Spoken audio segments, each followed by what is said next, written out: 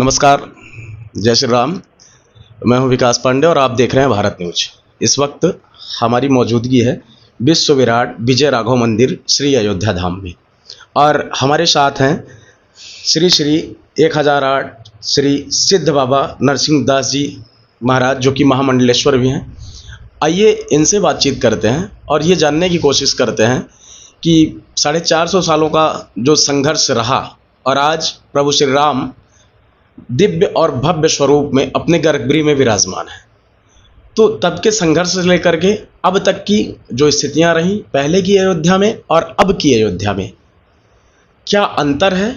और अयोध्या जो कि इस समय विश्व की धार्मिक राजधानी बनी हुई है, तो यहाँ से महामंडलेश्वर श्री नरसिंह दास जी महाराज क्या संदेश देना चाहेंगे विश्व को, उनसे बातचीत करते हैं। महाराज जी, बहुत बहुत स्वागत है। 450 बरस 500 बरस पहले ये अयोध्या जी तो अयोध्या जी थी। अयोध्या तो अयोध्या ही है, अयोध्या जी में कोई अंतर नहीं है। लेकिन जब वहाँ पर राम जन्मभूमि पर एक बाबर का एक ढांचा, राम मंदिर का ही पत्थर और ईंट निकाल करके और वो ढांचा एक बना दिया था, उस ढांचा को 450-500 बरस तक रखने के लिए मुसलमानों के द्वारा और हिंदुओं के द्वारा इतना लड़ाई हुआ, इतना झगड़ा हुआ।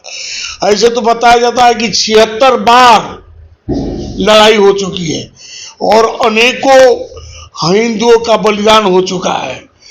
धन्य है कि श्री राम ने बताया कि मैं 9 लाख वर्ष पहले भी था, उसके पहले भी था।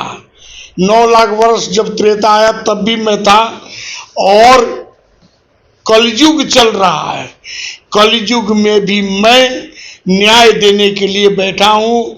लेट हो सकता है, देर हो सकता है, लेकिन न्याय तो मिलेगा।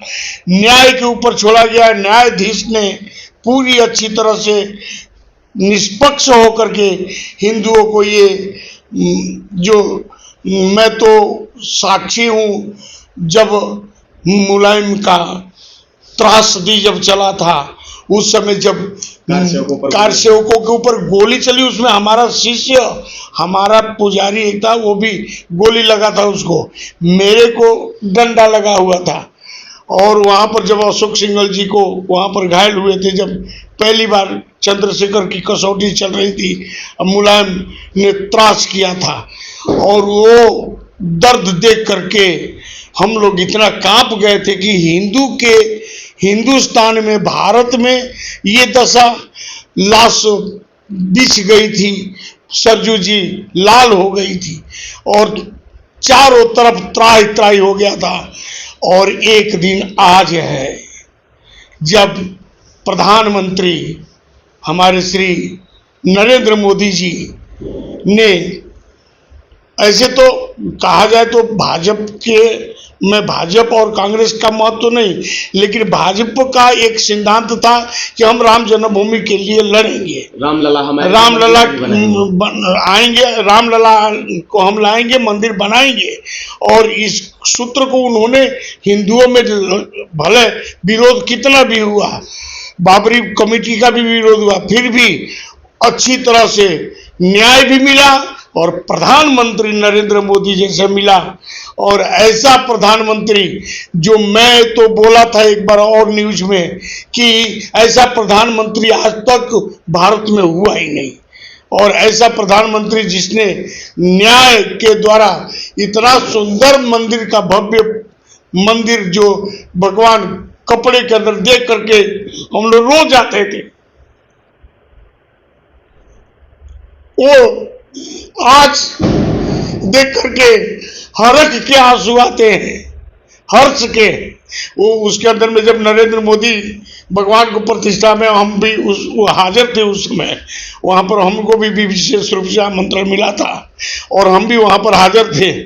और बहुत अच्छा मंदिर का ऐसा वातावरण और जोगी जैसा मुख्यमंत्री, ऐसा योगी योग्य है कि जो उत्तर प्रदेश के लिए योग्य नेता चाहिए था वो राम के नगरी के लिए मिला।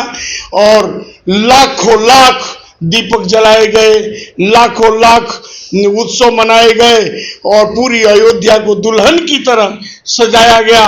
और ऐसा अयोध्या में आज राम पथ देखो, नया घाट से आप लता मंगेशकर चौक से और राम जन्मभूमि तक देखो तो महाराज देखते ही लगता है कि आप साक्षात साकेतपुरी में, साक्षात अयोध्यापुरी में आप भगवान की नगरी में आ। इतना आनंद आता है, खाली देखने मात्र से तृप्त हो जाता है आदमी। तो रही बात ये कि अब हिंदुस्तान जग चुका है, हिंदू जग चुका है और मुसलमान भी सपोर्ट दे रहे हैं, मुसलमान भी साथ दे रहे हैं कि भाई जो न्याय हुआ है उस न्याय के अनुसार सब होना चाहिए।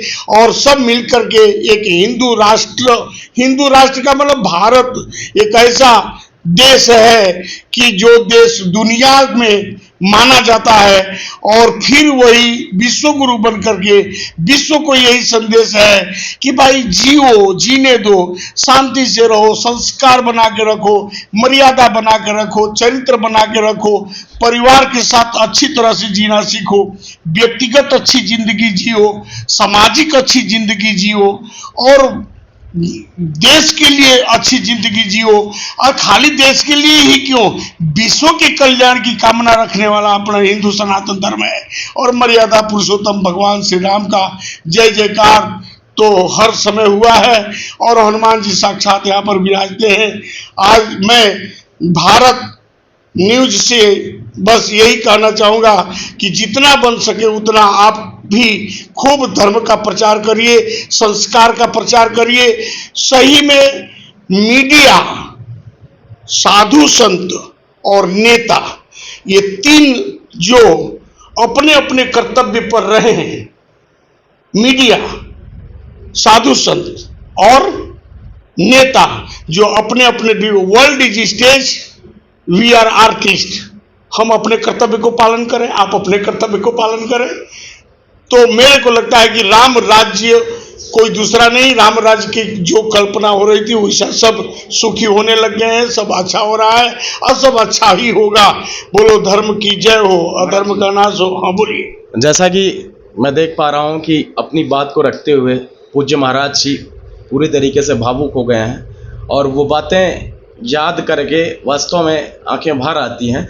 लेकिन कहीं ना कहीं एक सवाल मैं आपसे और पूछना चाहूँगा भारत न्यूज़ के माध्यम से। इस समय देश में लोकसभा चुनाव चल रहे हैं, पहले चरण का चुनाव संपादित हो चुका है और क्या इस राम मंदिर जो कि विपक्ष के लिए हमेशा से एक चुनावी मुद्दा रहा है, भाजपा के लिए चुनावी मुद्दा जहाँ तक मैं जानता हूँ नहीं रहा, क्योंकि उनके लिए अगर चुनावी मुद्दा होता तो वो राम मंदिर का निर्माण के लिए आगे नहीं आते। तो मैं ये आपसे जानना चाहता हूँ कि ये जो रामलला का, राम मंदिर का निर्माण हुआ है, इसका असर लोकसभा चुनाव पर पड़ेगा? देखिए, एक वस्तु है लोकसभा का, राम जन्मभूमि का एक झोपड़ी में जो भगवान थे कपड़े के अंदर में भीज रहे थे, उस जगह पर महल जैसा मंदिर बन गया है।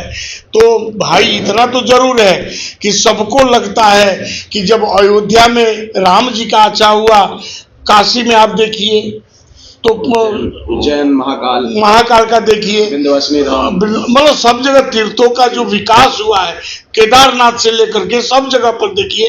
तो इससे लगता है कि ये आगे भविष्य जो है बहुत अच्छा है और लोकसभा के ऊपर इसका असर ये पड़ेगा कि हमारे नरेंद्र मोदी जो बोले हैं कि 400 से पार, हम भी चाहते हैं। कितना आता है नहीं आता है वो तो समय और वक्त बताएगा, लेकिन हम भी चाहते हैं कि 400 से पार होकर के एक ऐसा मजबूत लोकतंत्र तैयार हो कि विश्व को दिखाई पड़े।